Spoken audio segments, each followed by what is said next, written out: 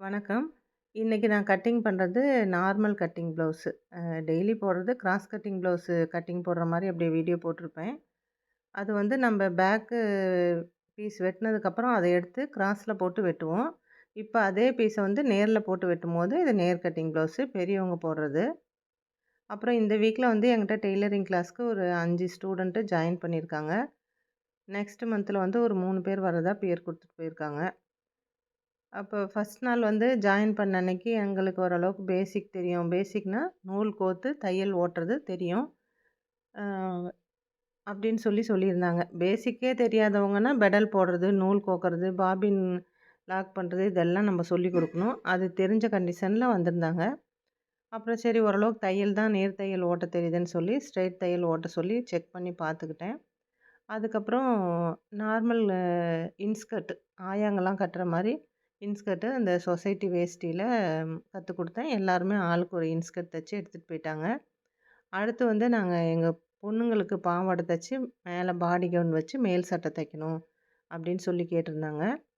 அடுத்து பாடி கவுன் ஒரு நாள், மேல் சட்டை ஒரு நாள், ஸ்கர்ட் ஒரு நாள். இது எல்லாமே கம்ப்ளீட் பண்ணிட்டாங்க. இன்னைக்கு 4 நாள்ல அதெல்லாம் முடிச்சுட்டாங்க. இத தச்சுக்கிட்டு நடுவுல கேப் இருக்கும்போது வந்து அவங்களுக்கு நைட்டி கட்டிங் எப்படி போடுறது? எப்படி உங்களுக்கு நீங்களே அளவெடுத்து கட்டிங் போட்டுக்கிறதுன்னு சொல்லிக் குடுத்துருக்கேன். அடுத்து வந்து பேண்ட் நார்மலான பேண்ட் தைக்கிறது எப்படி? பட்டியாலா மாரி ஃப்ளீட்ஸ் அதிகமா வைக்கிறது எப்படி? அ கச்சிதமா ஸ்ட்ரெயிட் பேண்ட் தைக்கிறது எப்படி? இந்த மெத்தட் சொல்லிக் குடுத்துருக்கேன். கட்டிங் நான் என்னோட கிளாத்து கட்டிங் போடும்போது அவங்கள பக்கத்துல நிக்க வச்சு அவங்களுக்கு கிளாஸ் எடுத்திருக்கேன். அடுத்து இன்னைக்கு டாப் கட்டிங் எப்படின்னு சொல்லிக் குடுத்துருக்கேன். இது வந்து அவங்க காதுல மட்டும் கேட்டுக்கிட்டு பார்த்துக்கிட்டாங்க. இப்படி இப்படி வெட்டுறது அப்படின்னு சொல்றது மட்டும் பார்த்துருக்காங்க. அதுக்கப்புறம் ப்ளவுஸ் தைக்கும்போதும் ஆர்ம் ஹோலுக்கு நடுவுல இந்த பாக்ஸ் போட்டு இதுலேருந்து 1 1/2 இன்ச் கம்மி பண்ணுங்க, 1 இன்ச் கம்மி பண்ணுங்க அந்த மாரிலாம் நானு மெஷர்மெண்டோட எதுவுமே சொல்லி தரல. தோள்பட்டையிலேருந்து ஆர்ம் ஹோலுக்கு ஒரு அரை வட்டம் போடுங்க.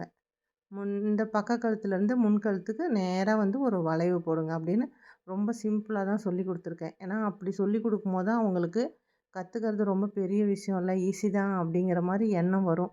நம்ம மெஷர்மெண்ட் கொஞ்சம் அதிகமா சொல்லும்போது கொஞ்சம் இது ஒரு 1/2 இன்ச் கம்மியானா தப்பா வந்துருமோ, 1/4 இன்ச் அதிகமானா தப்பா வந்துருமோ அந்த பயம் வரும். அது இல்லாம ஒண்ணும் இல்ல சிம்பிளா ஒரு வளைவு போடுங்க அப்படின்னு சொல்லும்போது அவங்களுக்கு இவ்வளோ ஈஸியா இருக்கு கட்டிங் அப்படின்னு சொல்லிட்டு இன்ட்ரெஸ்ட்டா தைக்க வராங்க. இதில ஒரு பொண்ணு மட்டும் இன்னைக்கு நைட்டி தைச்சு போட்டு வீட்ல போய் போட்டு எனக்கு ஃபோட்டோ அனுப்பிச்சிருக்காங்க. மீதி இருக்கவங்க வந்து நாளைக்கு நைட்டி கத்துக்க போறாங்க. அதிகபட்சமா இவங்களுக்கு நைட்டி, ப்ளவுஸு எல்லாமே 1 மந்த்ல கத்துக் குடுத்துருவேன். மீதி எல்லாமே ஃபினிஷிங் தான் கத்துக்க போறேன்.